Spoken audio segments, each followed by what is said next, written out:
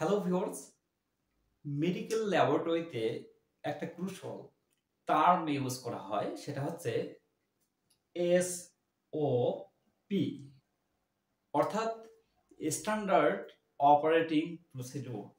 এখন আমরা এই এসওপিটা কি সেই বিষয়ে জানব। এসওপিটা হচ্ছে one type of documents that contain step by step instructions so that a laboratory professionals should meticulously follow during the test procedure। অর্থাৎ একটা মেডিকেল ল্যাবরেটরিতে একজন মেডিকেল ল্যাবরেটরি প্রফেশনালস একটা টেস্ট কিভাবে সঠিকভাবে ধারাবাহিকভাবে সম্পন্ন করবে তার সুনির্দিষ্ট দিক নির্দেশনা অথবা কার্য বিবরণী সম্বলিত যে জিনিসটা ব্যবহার করা হয় সেটাই হচ্ছে এসওপি, অর্থাৎ স্ট্যান্ডার্ড অপারেটিং প্রসিডিউর। এখন একটা মেডিকেল ল্যাবরেটরিতে এই এসওপিটা কেন প্রয়োজন এবং এর গুরুত্ব কতটুকু সে বিষয়ে জানব। Number 1, consistency.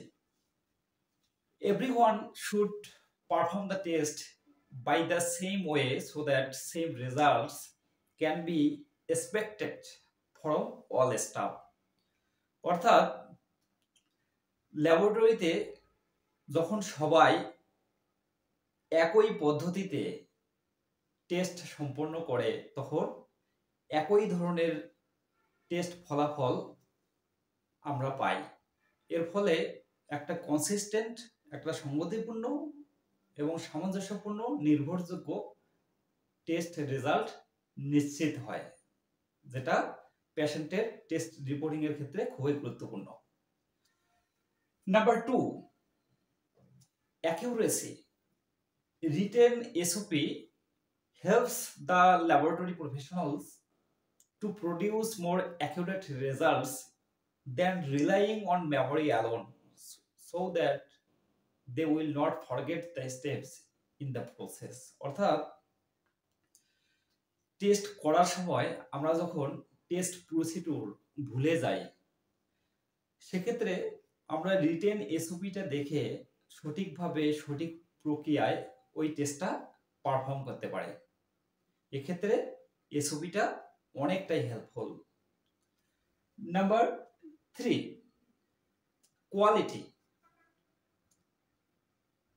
Consistent or reliable or accurate test results is the primary goals of a medical laboratory and could be considered as a basic definition of quality in the laboratory। অর্থাৎ একটা মেডিকেল ল্যাবরেটরি এর প্রাথমিক যেটা উদ্দেশ্য হচ্ছে একটা consistent, সংগতিপূর্ণ বা সামঞ্জস্যপূর্ণ, or reliable অর্থাৎ নির্ভরযোগ্য, or accurate test results অর্থাৎ নিখুঁত সঠিক টেস্ট রিপোর্ট প্রদান করা, যেটা ল্যাবরেটরির একটা বেসিক ডেফিনিশন হিসাবে বিবেচনা করা হয়। হ্যালো ভিউয়ার্স, আজকের ভিডিও এ পর্যন্তই। নেক্সট ভিডিওতে আমি